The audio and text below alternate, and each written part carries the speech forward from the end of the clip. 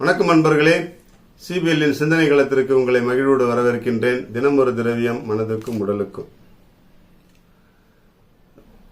நம்ம எல்லாரும் சுற்றுலா போன இடத்துல இல்லை வனப்பகுதிகளில் குரங்கை பார்த்துருப்போம்.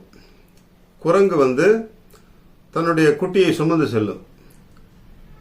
அப்படி சுமந்து செல்லும் பொழுது குரங்கு தாய் குரங்கு இந்த குட்டியை பிடித்து கொள்ளாது. மாறாக குட்டி குரங்கு தான் என்ன பண்ணும், தாயை பிடிச்சிக்கும், கெட்டே பிடிச்சிக்கும். மரத்துக்கு மரம் தாவும், இடத்துக்கிட்ட தாவும் இந்த தாய் குரங்கு. இருந்தாலும் அந்த குட்டி குரங்கு, குழந்தை குரங்கு தாயை கெட்டியாக பிடிச்சிக்கிட்டு விழாமல் பார்த்துக்கும். அது பிடிய விட்டுருச்சுன்னு சொன்னால் எங்கேருந்து எவ்வளோ தூரத்துலேருந்து கீழே விழுன்றதுக்கு உத்தரவாதம் கிடையாது. தாய் குரங்கும் குட்டி குரங்கும் இப்படி இருக்கும். அதே நேரத்தில் நம்முடைய வீடுகளில் சுற்றுப்புறங்களில் பூனையை பார்த்துருப்போம். பூனைக்குட்டி அப்படியே பயங்கர சோகமாக ஒரு குரல் கொடுக்கும். உடனே அந்த தாய் பூனைக்கு அந்த குரல் கேட்ட உடனே ஓடி போய் பார்க்கும். குட்டி பூனை இருக்கும். அந்த குட்டி பூனையை தன்னுடைய வாயால் கவ்விக்கொண்டு தன்னுடைய இருப்பிடத்திற்கு அழைத்து வந்துடும். இந்த இடத்துல பூனை குடும்பத்தில் பூனைக்குட்டியை தாய் தான் கவ்விக்கொள்ளும். தாயினுடைய அரவணைப்பில் அந்த பூனைக்குட்டி பத்திரமா சேர்ந்துடும். இது ரெண்டுக்கும் எவ்வளோ வித்தியாசம் பாருங்களேன். குரங்கு குட்டி தன்னை நம்பி தாயை பிடித்துக் கொள்கிறது. தாய் பூனை தன்னுடைய குட்டியை தானே பிடித்துக் கொள்கிறது.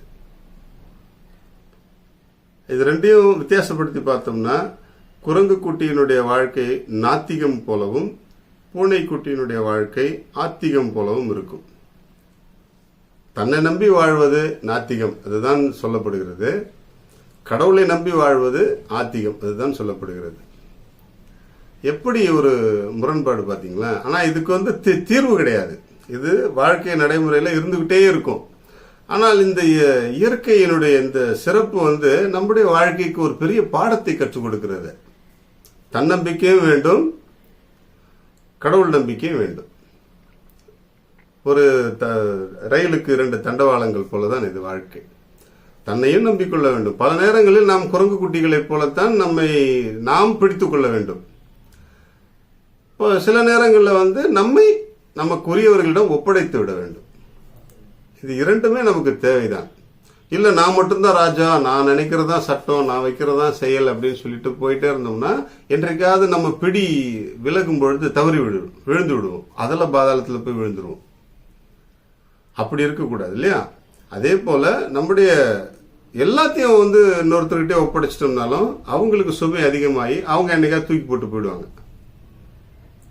அதனால நாம் 2 நிலைகளிலும் சமாளித்து வாழக்கூடிய பக்குவத்தை இதிலிருந்து கற்றுக்கொள்வோம். குரங்கு குட்டி போல நாம் இறுக்கமாக பிடித்துக் கொள்ளவும் பழக வேண்டும். பூனைக்குட்டி போல நம்மை ஒருவரிடத்தில் சரண்டர் ஆக்கிடவும் பழகணும். அப்ப இரண்டுமே நமக்கு பாதுகாப்பான ஒரு உணர்வை கொடுத்து கொண்டே இருக்கும். தன்னம்பிக்கையும் வேண்டும், பிறர் நம்பிக்கையும் வேண்டும். இந்த 2 நம்பிக்கைகளோடு இணைந்து நம்முடைய வாழ்க்கை அமைத்துக் கொள்ளும் பொழுது நம்முடைய வாழ்க்கை நல்ல வளர்ச்சிக்கு, பாதுகாப்புக்கு, முன்னேற்றத்திற்கு இட்டு செல்லும்.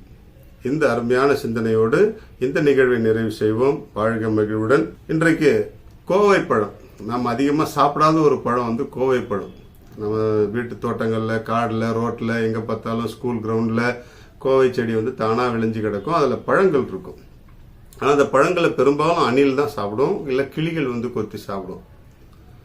அவ்வளவு அளவுக்கு அதிகமான ஆன்டி ஆக்சிடென்ட்ஸ் நிறைந்த ஒரு பழம் கோவை பழம். அது எவ்வளவு ரெட்டிஷாக இருக்கோ அவ்வளவு அதில் நோய் எதிர்ப்பு ஆற்றல் அதிகமாக இருக்கிறது. அதனால் அந்த கோவை பழத்தை வாய்ப்பு கிடைக்கும் பொழுது, நிறைய சாப்பிட முடியாது, ஒரு மாதிரி திகட்டும். அதனால் கிடைக்கும்பொழுது 1 அல்லது 2 எடுத்து சாப்பிடுவோம். இந்த சீசனில் தான் கிடைக்கும் நிறைய கோவை பழங்கள். இப்போ இந்த கோடை வெயில் வரும்பொழுது நிறைய கிடைக்கும்.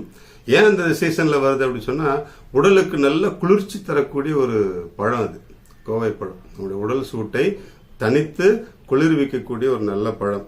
அதனால் முடிந்த அளவுக்கு கோவை பழம் கிடைத்தால் அதை உண்டு ருசித்து பார்த்து பலன் பெறுவோம். வாழ்க மகிழ்வுடன்.